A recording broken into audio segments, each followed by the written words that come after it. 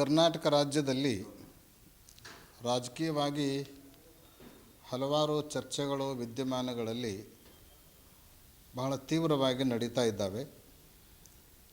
ಮುಖ್ಯವಾಗಿ ಮುಖ್ಯಮಂತ್ರಿಗಳನ್ನು ಪರಿವರ್ತನೆ ಮಾಡಬೇಕು, ಬದಲಾಯಿಸಬೇಕು, ಬೇರೆಯವರಿಗೆ ಅವಕಾಶ ಕೊಡಬೇಕು ಅನ್ನೋ ಕುರಿತು ಮತ್ತು DCM ಹುದ್ದೆಗಳನ್ನು ಇನ್ನಷ್ಟು ಹೆಚ್ಚಿಸಬೇಕು ಅನ್ನುವಂಥ ಕುರಿತು ಬಿಸಿ ಬಿಸಿ ಚರ್ಚೆ ನಡೀತಾ ಇದೆ. ಈ ಸಂದರ್ಭದಲ್ಲಿ ನಾವು ಹೇಳಲಿಕ್ಕೆ ಬಯಸೋದಿಷ್ಟೇ, ಒಂದು ವೇಳೆ ಹಾಗೇನಾದರೂ ಮುಖ್ಯಮಂತ್ರಿಗಳನ್ನು ಬದಲಾವಣೆ ಮಾಡೋದಾದರೆ ಮತ್ತು ಉಪಮುಖ್ಯಮಂತ್ರಿಗಳ ಸ್ಥಾನಗಳನ್ನು ಹೆಚ್ಚಿಸೋದಾದರೆ ವೀರಶೈವ ಲಿಂಗಾಯತರಿಗೆ ಆದ್ಯತೆಯನ್ನು ಕೊಡಬೇಕು. ವಿಶೇಷವಾಗಿ ಈಶ್ವರ್ ಖಂಡ್ರೆ, MB ಪಾಟೀಲರು ಮತ್ತು ನಮ್ಮ SS ಮಲ್ಲಿಕಾರ್ಜುನರಂತಹ ಅನುಭವಿ ರಾಜಕಾರಣಿಗಳು ವೀರಶೈವ ಲಿಂಗಾಯತ ಸಮಾಜದ ವತಿಯಿಂದ ಆಡಳಿತವನ್ನು ನಡೆಸ್ತಾ ಇದ್ದಾರೆ. ಅಂಥವರನ್ನು ಪರಿಗಣಿಸಬೇಕು ಅನ್ನುವಂಥದ್ದು ಕುರಿತು ನಾವು ಈ ಸಂದರ್ಭದಲ್ಲಿ ಹೈಕಮಾಂಡ್ ಮತ್ತು ಪಕ್ಷವನ್ನು ಆಗ್ರಹಿಸ್ತಾ ಇದ್ದೇವೆ. DK ಶಿವಕುಮಾರ್ ಅವರಿಗೆ ಮುಖ್ಯಮಂತ್ರಿ ಸ್ಥಾನ ನೀಡಬೇಕಂತ ಸಂಘ ಹೇಳ್ತಾ ಇದ್ದಾರೆ. ಆ ವಿಷಯವಾಗಿ ಸರ್ಕಾರ ರಚನೆಯ ಸಂದರ್ಭದಲ್ಲಿ ಏನಾದರೂ ಒಡಂಬಡಿಕೆಗಳಾಗಿದ್ದು ಅಂದರೆ ಆ ಒಡಂಬಡಿಕೆಗಳಿಗೆ ಅನುಗುಣವಾಗಿ ಹೆಜ್ಜೆ ನೀಡಬೇಕಾಗಿರುವಂಥದ್ದು ಪ್ರತಿಯೊಬ್ಬರ ಜವಾಬ್ದಾರಿ. ಹಾಗೆ ಮುಂದುವರಿಯೋದೇ ಎಲ್ಲ ದೃಷ್ಟಿಯಿಂದಲೂ ಸೂಕ್ತವಾಗಿರುವಂಥ ಸಂಗತಿ.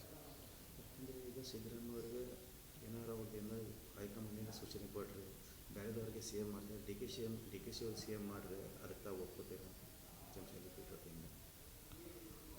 ಅದು ಪೂರ್ವ ನಿರ್ಧಾರಿತ ಒಡಂಬಡಿಕೆ ಆಗಿದ್ದರೆ ಅದನ್ನೆಲ್ಲರೂ ಸ್ವೀಕಾರ ಮಾಡಬೇಕು, ಅದರ ಬಗ್ಗೆ ಎರಡು ಮಾತಿಲ್ಲ.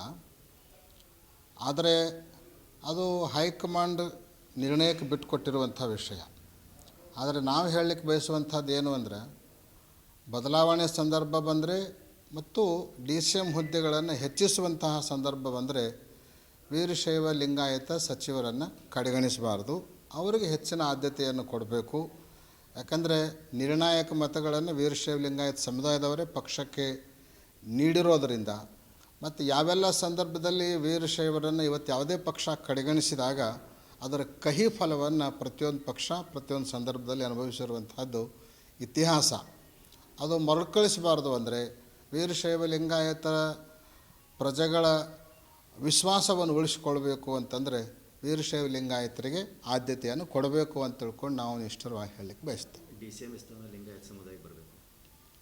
ಅದು DCM ಸ್ಥಾನರೇ ಆಗಿರಬಹುದು ಅಥವಾ CM ಸ್ಥಾನರೇ ಆಗಿರಬಹುದು. ಒಡಂಬಡಿಕೆಗಳು ಏನೂ ಇಲ್ಲ, ಪರಿವರ್ತನೆ ಮಾಡ್ತಾ ಇದ್ದಾರೆ ಅನ್ನುವಂಥದ್ದಿದ್ದರೆ ಅದು ಮೊದಲನೇ ಆದ್ಯತೆ ವೀರಶೈವರಿಗೆ ಲಿಂಗಾಯತರಿಗೆ ಕೊಡಬೇಕು ಅಂತ ನಾವು ಹೇಳಲಿಕ್ಕೆ ಬಯಸ್ತೇವೆ. ಈ ವಿಷಯದಲ್ಲಿ ಸಮಾನ ಪೀಠಾಚಾರ್ಯರಾಗಿರುವಂತಹ ಕಾಶಿ ಹಿರಿಯ ಜಗದ್ಗುರುಗಳ ಜೊತೆಗೆ, ಉಜ್ಜಯಿನಿ ಜಗದ್ಗುರುಗಳ ಜೊತೆಗೆ ಮತ್ತು ಕಾಶಿ ಪೀಠದ ನೂತನ ಜಗದ್ಗುರುಗಳ ಜೊತೆಗೆ ನಾವು ಸಮಾಲೋಚಿಸಿದ್ದೇವೆ. ಅವರು ಕೂಡ ಈ ನಿಲುವಿಗೆ ತಮ್ಮ ಸಮ್ಮತಿಯನ್ನು ವ್ಯಕ್ತ ಮಾಡಿದ್ದಾರೆ.